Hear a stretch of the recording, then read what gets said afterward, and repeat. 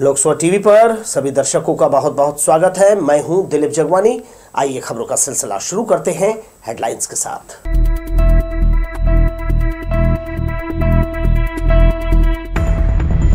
शहर में कुत्तों ने मचा रखा है आतंक। एक दिन में दर्जन भर घायल पहुंचे अस्पताल। निर्माण विस्तार कार्यों और कोहरे ने रेल के पहिए रोके, यात्रियों की परेशानी बरकरार।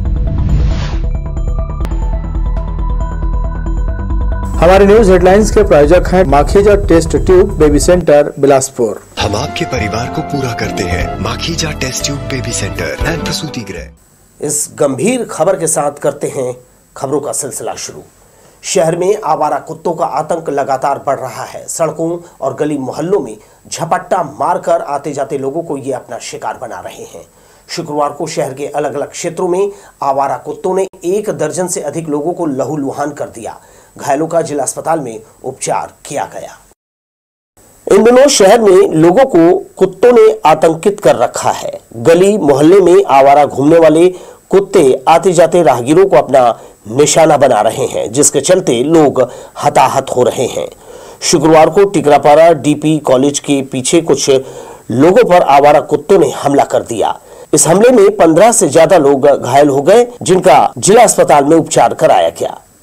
ये कुत्ते पिछले कई दिनों से आते जाते लोगों को परेशान कर रहे हैं, लेकिन नगर निगम के द्वारा उनकी धरपकड़ नहीं की जा रही है। शाम होते ही इन कुत्तों की सक्रियता बढ़ जाती है। पैदल आते जाते और वाहन सवार लोगों को ये दौड़कर काट रहे हैं।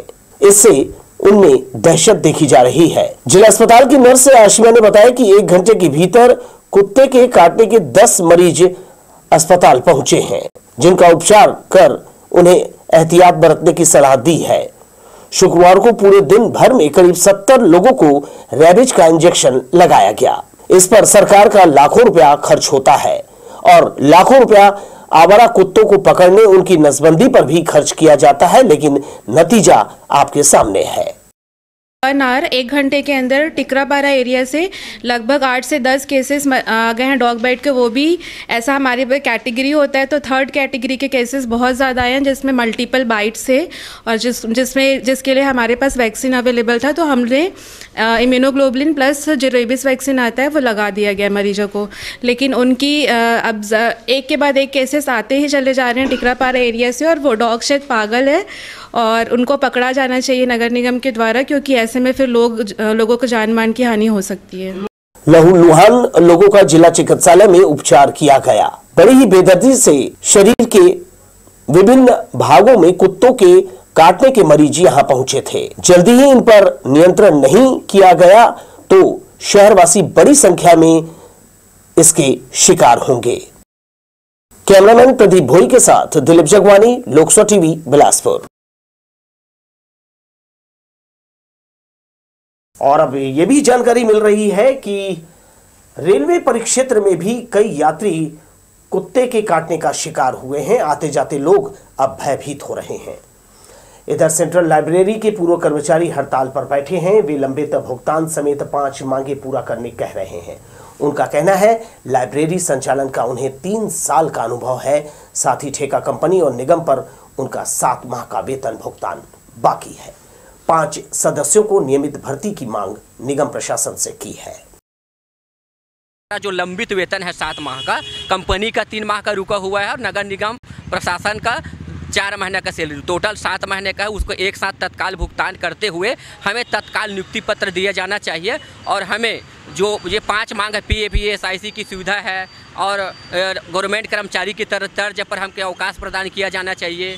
और अपना ठेका प्रथा जो है, अभी तक लाइब्रेरी का ठेका प्रथा जो चलते आ रहा है, तो ऐसा कोई सी शैक्षणिक संस्था को ठेका प्रथा शासन को ही देना चाहिए। एक एजुकेशनल जो शैक्षणिक योग्यता रखते हैं उनको ही लाइब्रेरी में लाइब्रेरियन के पोस्ट पर नियुक्त करते हुए लाइब्रेरी का संचालन किया जाना चाहिए। नगर निगम से हमें अनुरोध है कि हमारा सैलरी जो रुका हुआ है 4-5 महीने से, उसे हमें दे दिया जाए और हमारी मांगों को पूरी कर दी जाए। बस हम यही चाहते हैं और इससे आगे और कुछ नहीं चाहते हैं, और हमको नियुक्ति पत्र दिया जाए। सरकंडा के मूक बधिर कन्या छात्रावास में सक्षम संगठन और निःशक्त अधिकारी कर्मचारी संघ ने कार्यक्रम का आयोजन कर बच्चों का मनोबल बढ़ाया। सांस्कृतिक नृत्य की प्रस्तुति देकर बच्चों ने भी सभी को प्रभावित किया। एडिशनल एसपी अर्चना झा ने बच्चियों की प्रतिभा देखी, उनसे बातचीत कर वे बेहद खुश हुई। उन्होंने कहा, हमें दिव्यांग बच्चों से काफी कुछ सीखना चाहिए। उनका उत्साह और हुनर दूसरों को प्रेरित करता है। संघ के पीडब्ल्यूडी के कर्मचारियों ने छात्रावास में रहकर पढ़ रही छात्राओं के लिए बर्तन और मिठाई भेंट की।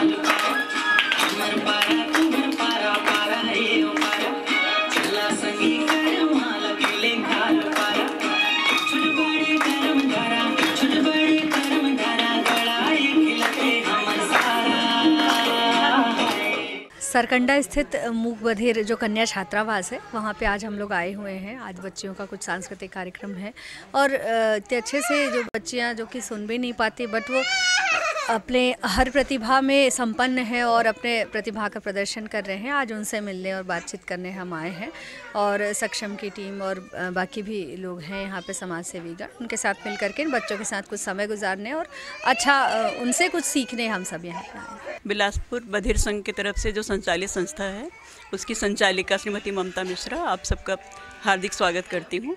आज विशेष प्रणव प्रकोष्ठ के अंतर्गत हमारे सक्षम टीम के सदस्यों के द्वारा विद्यालय में एक सांस्कृतिक कार्यक्रम रखा गया था।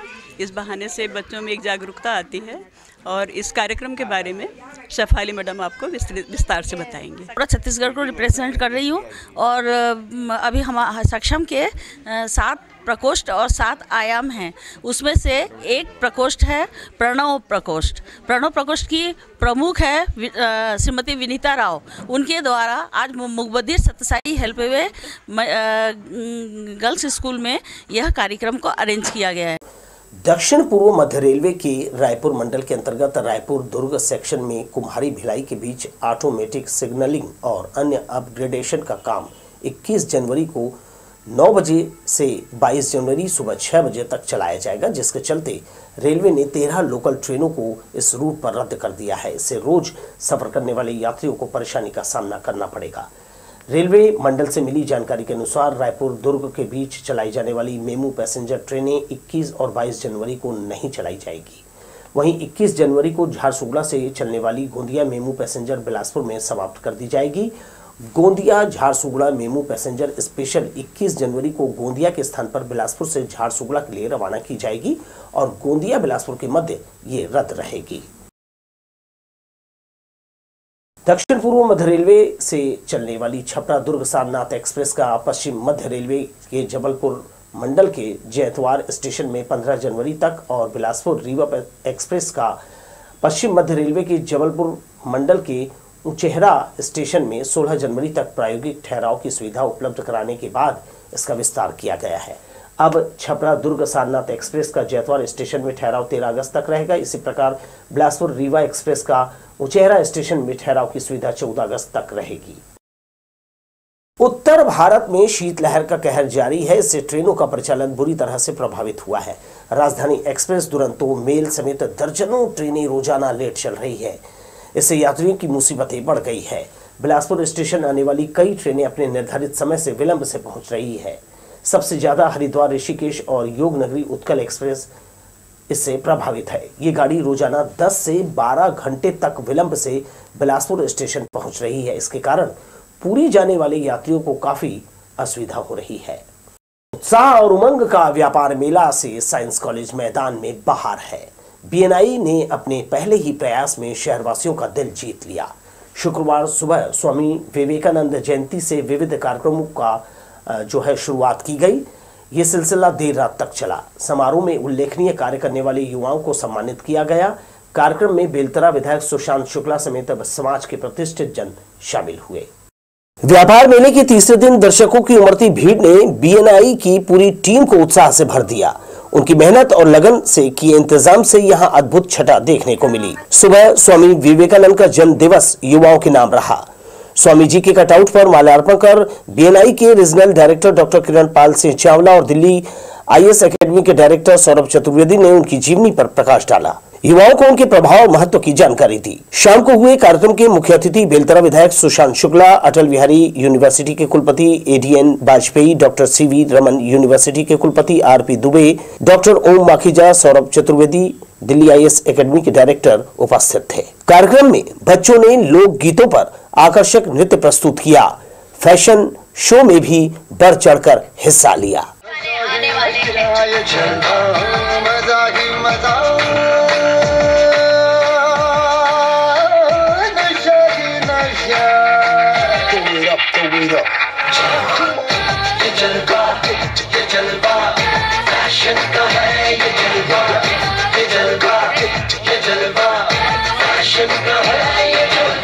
डॉक्टर किरणपाल सिंह चावला ने कहा, BNI के पहले सिद्धांत गिवर्स गेन के अंतर्गत व्यापार मेला फिर शुरू कर बिलासपुर शहर को सौगात दी है। मात्र 15 दिन में जो एक कल्चर था बिलासपुर का कि हर साल मेला हो रहा है, पर विगत 1-2 वर्षों से अच्छे से नहीं हो पा रहा था, तो उसका जिम्मेदारी हम सारे संगठन के साथियों ने लिया और महज इतने कम समय के अंदर में एक अच्छा प्रयास किया है हमने कुछ अच्छा करने का। पहले प्रयास में निश्चित तौर से कई बार कुछ कमियां रह भी जाती होंगी, बट हम पूरी तरीके से कटिबद्ध हैं अपने शहर के लिए, शहर के विकास के लिए। और जो भी आज व्यूअर्स सुन रहे हैं मैं आपको इन्वाइट करता हूं कि यहाँ आप आकर देखें कि कैसे 300 से ज़्यादा यहाँ पर स्टॉल्स हैं बच्चों के खेलने कूदने के लिए, खाने पीने के लिए, और अलग अलग जोन में स्टॉल्स हैं। और आप तो खुद ही आज देख रहे हैं कि शुक्रवार का दिन है और कहीं भी धूल धक्कड़ नहीं है। हमने इस बार पूरे ग्राउंड में मैट बिछाई हुई है ताकि धूल का किसी को असर ना हो और लोग परिवार के साथ आएँ और परिवार के साथ अच्छा आनंद लेकर के जाएं। तो ये हमारा प्रयास है। 12 जनवरी को हम लोग विश्व युवा दिवस मनाएं। आज सुबह हमने रिवर व्यू में युवाओं के साथ में एक मैराथन के रूप में दौड़ करके रिवर व्यू से हम यहाँ पर आए, स्वामी जी के माला चढ़ाई हमने। और आज शाम को आप देख रहे हैं कि हमने 30 से ज़्यादा ऐसे युवा जो 30 से 40 साल की उम्र के दौरान हैं और बिलासपुर शहर के विकास में अपना योगदान दे रहे हैं, हमने उनको सम्मानित किया। यंग इन्फ्लुएंसर्स की एक नई भीड़ आ रही है, 18-20 साल के बच्चे जिनके 1-1 लाख फॉलोअर्स होते हैं, ऐसे 15 युवाओं को हमने आज सम्मानित किया है। मनोरंजक गेम्स, फूड स्टॉल की भरमार और तरह तरह के झूले से मेले में रौनक बनी हुई है। खूब खरीदी और बहुत सारा फन BNI ने अपने इस आयोजन के जरिए शहरवासियों को उपलब्ध कराया है। कैमरामैन प्रदीप भोई के साथ दिलीप जगवानी, लोकसो टीवी, बिलासपुर। इधर लखीराम अग्रवाल ऑडिटोरियम के बगल से नाले के ऊपर नगर निगम ने स्लैब लगाकर सड़क का निर्माण किया था। इस तरह नाले के ऊपर कई जगह पहुंच मार्ग बनाया है, लेकिन मध्य नगरी चौक से लेकर लखीराम अग्रवाल ऑडिटोरियम तक कई जगह स्लैब टूट गए हैं, जिसके कारण वाहन चालकों को आवागमन में दिक्कत हो रही है, साथ ही हादसे भी हो रहे हैं। इसकी शिकायत निगम कार्यालय से की गई, लेकिन अधिकारी इस ओर ध्यान नहीं दे रहे हैं। अशोक नगर से बिरकोना मुख्य सड़क के दोनों ओर नाली निर्माण नहीं होने के कारण क्षेत्र में कॉलोनियों से निकलने वाला गंदा पानी सड़क पर बह रहा है। इससे जो है सड़क में गड्ढे पड़ गए हैं और पानी भर गया है। सड़क पर फैला कीचड़ हादसे का कारण बन रहा है। इस क्षेत्र में कई अवैध कॉलोनियां बन गई है। निकासी व्यवस्थित नहीं होने से गंदा पानी मुख्य मार्ग पर बहता है।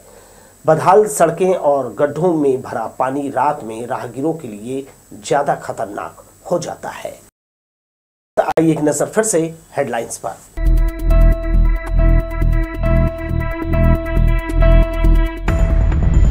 शहर में कुत्तों ने मचा रखा है आतंक। एक दिन में दर्जन भर घायल पहुंचे अस्पताल। निर्माण विस्तार कार्यों और कोहरे ने रेल के पहिए रोके, यात्रियों की परेशानी बरकरार। हमारे न्यूज हेडलाइंस के प्रायोजक हैं Makhija test tube baby centre, Bilaspur. हम आपके परिवार को पूरा करते हैं। Makhija test tube baby centre and प्रसूति गृह। पढ़ते हैं खबरों में। अवैध प्लाटिंग के खिलाफ नगर निगम और राजस्व विभाग की कार्यवाही ठप पड़ गई है। अधिकारियों से मिली भगत कर भूमाफिया वार्ड क्रमांक 4 घुरू और यहां से लगी ग्राम सैदा में बेखौफ इस गोरख धंधे को अंजाम दे रहे हैं। उन्होंने ऑफिस खोलकर यहां खुलेआम ये काम शुरू किया है। नगर निगम सीमा इलाकों में धड़ल्ले से अवैध प्लाटिंग की जा रही है। जो क्षेत्र निगम परिसीमन में नए जुड़े हैं वहां बिना अनुमति के प्लाटिंग किया जा रहा है। इनमें घुरू इन दिनों अवैध प्लाटिंग का गढ़ बना हुआ है। यहां सबसे ज्यादा वार्ड क्रमांक 4 में ये खेल चल रहा है। घुरू सैदा मार्ग पर कई कॉलोनियों का अवैध निर्माण जोरों से किया जा रहा है। जमीन दलाल लोगों को अपने जाल में फंसाकर जमीन का सौदा करा रहे हैं। इसके साथ ही निजी कृषि भूमि बताकर सरकारी जमीन की जमकर खरीदी बिक्री हो रही है। यही हाल मेंड्रा से सैदा और सकरी जाने वाले मार्ग का भी है। यहां भी खुलेआम बाउंड्री वाल घेर कर प्लाटिंग किया जा रहा है। सूत्रों के अनुसार घुरू में राजस्व विभाग के अधिकारियों और निगम के अधिकारियों से लेन देन कर वार्ड में ये अवैध प्लाटिंग का खेल चल रहा है। यदि कोई नया अधिकारी आता है तो नोटिस जारी कर बिल्डरों से मिली भगत कर मामले को ठंडे बस्ते में डाल देता है। सूत्रों से मिली जानकारी के मुताबिक घुरू में शहर के स्थानीय जनप्रतिनिधियों की भूमाफियाओं से मिलकर इस काम में संलिप्तता है। पार्षद से लेकर घुरू अमेरी के पूर्व सरपंच, कथित पत्रकार समेत कई जनप्रतिनिधि भी इसमें शामिल हैं, जिन्हें कार्यवाही का भय तक नहीं है और वे बेखौफ होकर नियम विरुद्ध जमीन की खरीदी बिक्री कर रहे हैं। लोकसभा टीवी के लिए कैमरामैन जयेंद्र गोले के साथ भूपेंद्र राठौर की रिपोर्ट। सिकल सेल जैसी गंभीर और जानलेवा बीमारी को जड़ से खत्म करने विशेषज्ञ मरीजों को मुफ्त सलाह देंगे। 14 जनवरी को शोभाटा फाउंडेशन के द्वारा विशाल सिकल सेल शिविर का आयोजन जगन्नाथ मंगलम में किया जा रहा है। यहां विशेषज्ञ डॉक्टरों की टीम मरीजों की जांच कर उन्हें दवाइयां उपलब्ध कराएंगे। रविवार को सुबह 10 बजे से शाम 5 बजे तक चलाए जाने वाले इस निःशुल्क शिविर में Gaurgos memorial sickle cell care centre, Sihare children hospital, doctor Pradeep Patra, CSIR Raipur के विशेषज्ञ और टेक्नीशियनों की सहायता से सिकल सेल के मरीजों की पहचान कर उनका इलाज किया जाएगा। समाज सेवी अनिल टाह ने बताया कि पिछले 17 वर्षों से शोभाटा फाउंडेशन के जरिए वे निःशुल्क स्वास्थ्य शिविर का आयोजन कर रहे हैं। अशोकनगर से बिरकोना और आगे पत्रकार कॉलोनी तक सड़क के दोनों तरफ स्ट्रीट लाइट लगाने का काम अंतिम चरण में है। रात के समय इस मार्ग पर नशेड़ियों का अड्डा रहता है, जिसके कारण लोग यहां से गुजरने में खुद को असुरक्षित महसूस करते हैं। ये सड़क आगे सुंदरलाल शर्मा मुक्त विश्वविद्यालय, अटल बिहारी वाजपेयी विश्वविद्यालय और कोनी को जोड़ती है, लिहाजा यहां आवाजाही निरंतर बनी रहती है। स्ट्रीट लाइट लगने से लोगों को काफी सुविधा होगी और वे सुरक्षित आना जाना कर सकेंगे। सड़कें जब ठीक ठाक होती हैं तो इस पर वाहन भी तेजी से चलते हैं। न केवल लोग सुरक्षित रहते हैं बल्कि उनका समय भी काफी बचता है। सड़कें हमारे जीवन में बहुत ही मायने रखती है, लेकिन हम अपने आसपास देखते हैं कि टूटी फूटी सड़कें हैं, नालियों से बह रहा पानी है, तो इनका रखरखाव किसकी जिम्मेदारी है? और ये सोच हमें सरकारी संस्थान तक ले जाती है, जिसके जिम्मेदार अफसर जिनके कंधों पर ये काम है वे लापरवाह हो जाते हैं और कहीं ना कहीं जनप्रतिनिधि भी इसके प्रति जो है जिम्मेदार होते हैं और वे जनता से जो वादा रहता है वो पूरा नहीं करते हैं। तो आप भी अपने अधिकारों के प्रति रहिए सतर्क और देखते रहिए लोकसभा टीवी। नमस्कार।